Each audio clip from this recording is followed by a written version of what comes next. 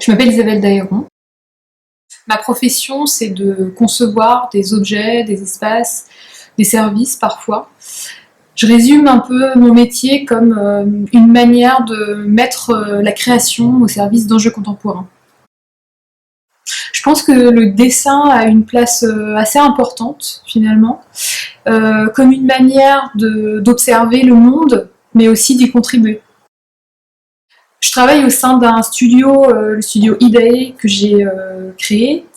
On travaille pour des différents types de commanditaires, privés, publics, des collectivités, des institutions, des marques. Les projets sont toujours assez variés et on travaille finalement sur deux types de projets. Des projets pour l'espace public, du mobilier urbain, des interventions urbaines, et puis des projets d'aménagement d'espace avec des vitrines ou parfois des projets d'aménagement plus pérennes.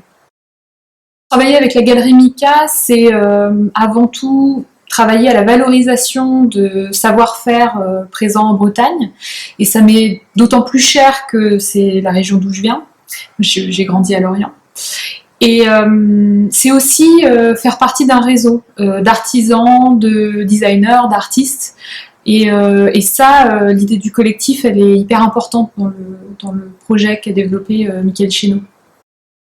Travailler avec un artisan, c'est découvrir souvent un savoir-faire. Moi, ce que j'aime beaucoup, c'est quand l'intention finalement du projet se nourrit de l'échange, d'aller-retour avec un artisan et finit aussi par dépasser l'intention de départ. Et ça, quand ça se passe, c'est bon signe. Je peux vous parler du projet d'Isolo qui a été réalisé en collaboration avec la Tournerie du Plat d'Or et Pascal Arnois et l'entreprise Naudet. D'Isolo, ça signifie à ciel ouvert en breton.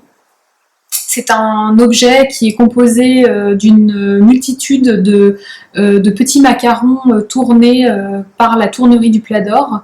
Et chaque petit macaron est lasuré et reconstitue une sorte de ciel nuageux autour d'une pièce plus technique qui est un exemplaire d'un baromètre mécanique de l'entreprise Naudet qui est une des dernières entreprises en France qui produit des baromètres mécaniques.